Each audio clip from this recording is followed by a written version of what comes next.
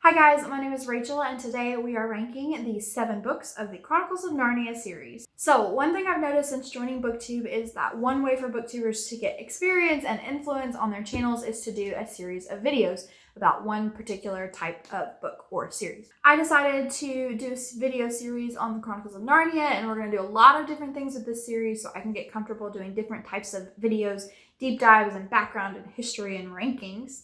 It's probably been 10 or so years since I did a complete reread of the series. Every now and then I'll pick up one of the books as a standalone, but I haven't done a full reread since I was probably in middle school. So that's longer than 10 years. Oh my gosh. Maybe not. I'm 24. Anyways, we're going to get started. I'm going to rank the 7 books of the Chronicles of Narnia series, and I've already done it. Don't look. Before I reread them, and then after I reread them, I'm going to re-rank them to see if anything has changed. So we're going to start from the bottom because who doesn't like a good bottom tier list? And the book on the bottom, most people's book on the bottom, is The Last Battle. I probably just haven't read this enough to fully understand it, and that's why it's on the bottom. I don't like it because I think it's weird, but maybe in this reread that will change. Okay, second from the bottom, I have Prince Caspian.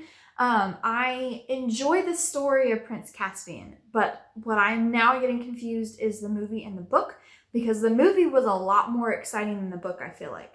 I feel like I got bored in this book more often, so I'm going to put that second from the bottom. They're all great. I enjoyed them all, so this was really, really hard. But I think this would be second from the bottom just because I remember it being kind of dull. Even though there's battles and stuff and espionage, I don't know.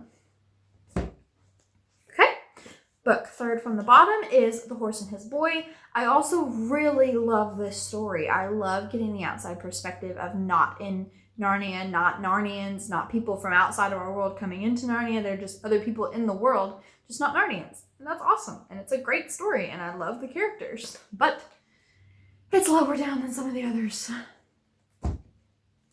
Book number 4 is The Magician's Nephew. And I love this book for the world building that it gives and all of the connections to the Bible that it gives. But the story itself is not my favorite. I like Diggory and I like Polly, but this is just not as exciting, I think, as some of these other ones. Right? Book number 5 is The Voyage of the Dawn Treader. This used to be my top 2, but I think I've shifted that just kind of as I've gotten a little older. Also, the movie really, really tainted this book for me. The movie was terrible, but we'll talk about that in another video. All right, second from the top, I have The Lion, the Witch, and the Wardrobe. And this one recently surpassed The Voyage of the Dawn Treader. I almost put it at the top. This is just classic beginnings. The first published book. It has the best story, I feel like. It has the best characters. I love this book so much. The movie was fantastic. I have no issues with this book as of yet. We will see when I do my reread and my deep dives. And final, and my favorite. It's always been my favorite, and I don't really know why. I think just there are elements of it that appeal to me. Of course, it's The Silver Chair. I like the idea of the king under a curse, and I like the Lady of the Green Kirtle, and I like them going underground and being in the dark, and I love Puddleglum. Puddleglum is the best character in the whole series. I'm not even joking you. Ooh, maybe Reepicheep. I don't know. We'll get into that. That's another video I could do. Tier ranking side characters. I mean, come on. Guys, I've got so many videos planned for this. Probably 15 to 20. Because I love this series and I think it's worth talking about and fangirling over. Now, as a wrap up, I've recently noticed that this series starts to get a little bit of a flack, it doesn't age very well. So as I continue in this video series on the Chronicles of Narnia, I will not be shying away from any of its problematic theming or messaging.